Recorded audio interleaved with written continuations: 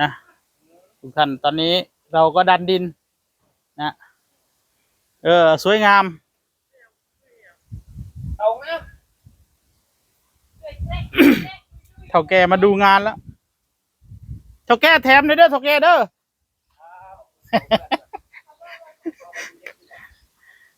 ชมบ้านแล้วเอาเบิ้งเบิ้งซาวก่อนอัดสิตื้มอีกอยู่จังน้อยอยู่เอาเต็มที่แล้วเด้อเอาอันล้นขั้นรถเอาไมโครดันอัน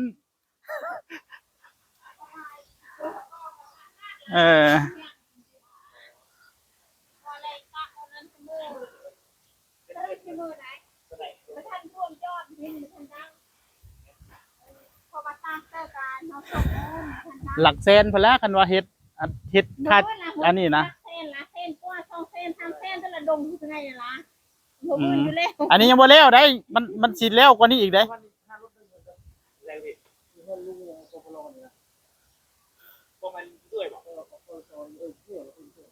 กันมีรถไถให้แล้ววะที่ให้รถใส่ชุด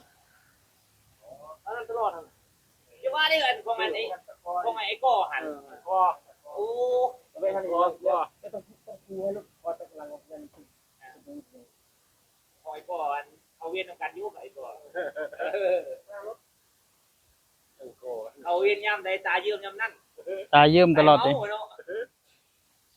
อันนี้เดี๋ยวเพิ่นสิแต่งนะพี่น้องเอ้ยตอนนี้เพิ่นเอาปลาให้มันเต็มซะก่อนโอ้ขี้เหี้ยบ่นั่งก็ได้โดยดูสองโอ้เกรจะซองอยู่ได้ปานใดได้อ้ายโอ้ย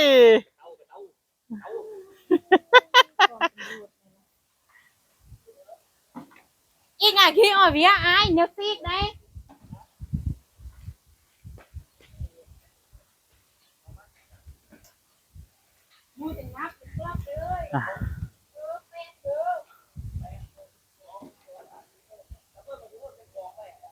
แมนเพิ่มนิดๆหน่อยๆบ่เป็นหยังดอก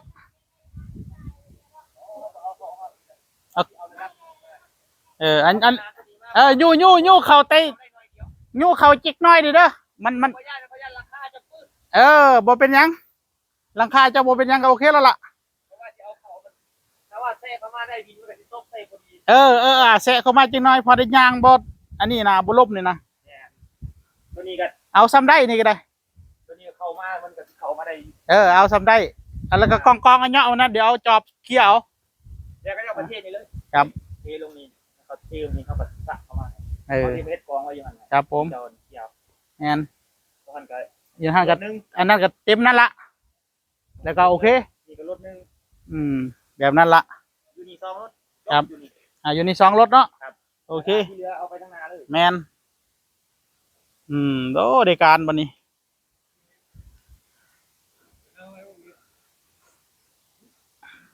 บ่เป็นหยังเขาเอาบ่ตามดอกเขาเอาไป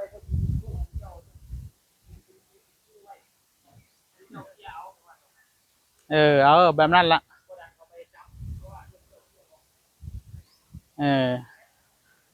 เขาท่าพี่น้องเลย